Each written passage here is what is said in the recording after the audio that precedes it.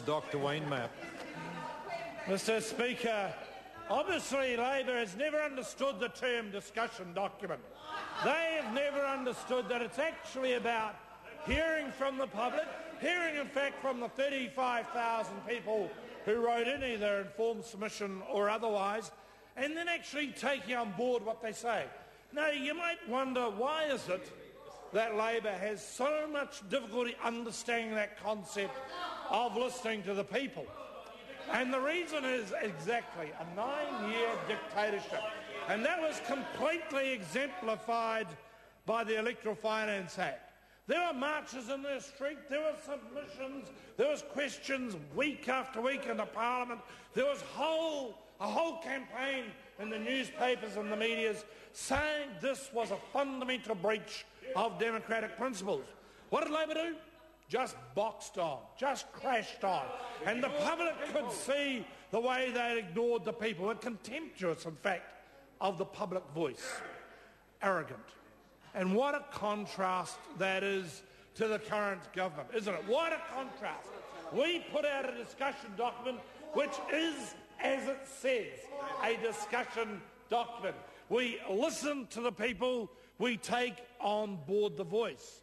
Now, Labor needs to ask itself a simple question. Why is it, notwithstanding that there was a discussion around mining, why was it right through that period of time that National was around about 20 points ahead of Labor the whole time through?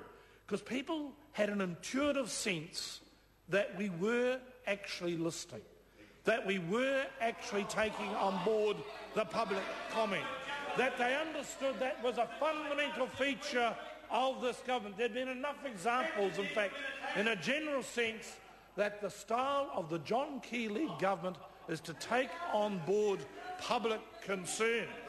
And on serious issues, and I recognise that mining is a serious issue, that we would react accordingly. And so Labor, of course, they're extremely disappointed. They would actually like us to be mining in national parks. They would like us to be mining in Schedule 4 land, because that would give them the ability to play this issue out month over month over month. But the response of a government that listens is to actually take on fundamental concerns. So that is, I suggest, a fundamental difference between this government and the previous government. I also want to look at the economic record, because I've been listening to these previous debaters, and they keep saying, fantastic economic record. What was the truth of that? Well, in fact, there were, tough decisions, like the Electoral Finance Act. That was a really tough decision, Darren. That really worked for you, didn't it? The public really gave you the judgment on that one, Darren. So, and whilst they're fiddling around with the Electoral Finance Act, completely distracted by it, what was actually happening in the real world? Well, for 5 years, there was a declining export growth. The real economy was shrinking. Certainly there was growth fuelled by extra borrowing by the private sector. Certainly there was growth fuelled by public sector expansion of expenditure, which meant, of course, that the size of government relative to the total economy grew substantially. But what did it lead to, Mr. Speaker? It led actually to the recession that had hit New Zealand 12 months before the rest of the world.